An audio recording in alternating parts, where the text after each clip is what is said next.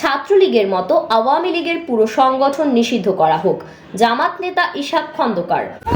শেখ হাসিনা ছাত্র সংগঠন ছাত্রলীগ যারা দর্শনের সেঞ্চুরি করেছে, যারা স্বামীকে বেঁধে রেখে স্ত্রীকে গণধর্ষণ করেছে, যারা টেন্ডারবাজি চাঁদাবাজিতে বাংলাদেশে চ্যাম্পিয়ন হয়েছে, তাদেরকে নিষিদ্ধ করার পরে আমাদের বন্ধু সংগঠন তারা যদি মায়া করে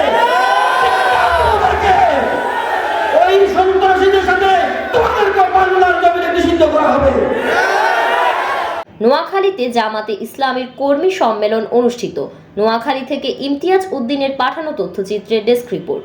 নোয়াখালীর বেগমগঞ্জ উপজেলার ৯ নং মীর ওয়ারিশপুর ইউনিয়নে বাংলাদেশ জামাত ইসলামীর কর্মী সম্মেলন ১৬ নভেম্বর শনিবার বিকেল ৩টায় মীর কাসেম উচ্চ বিদ্যালয় প্রাঙ্গণে অনুষ্ঠিত হয়।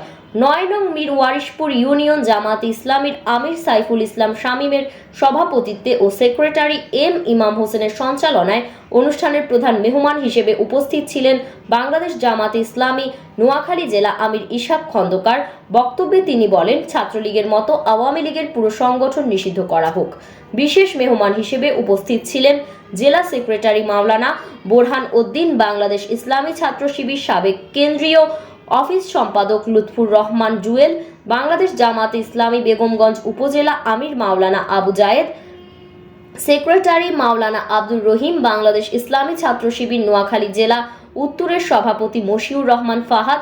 সম্মেলনে নেতৃবৃন্দরা দেশ ও ইসলামের কল্যাণে কাজ করার আহ্বান জানান এবং সংগঠনের বিভিন্ন কার্যক্রম তুলে ধরেন।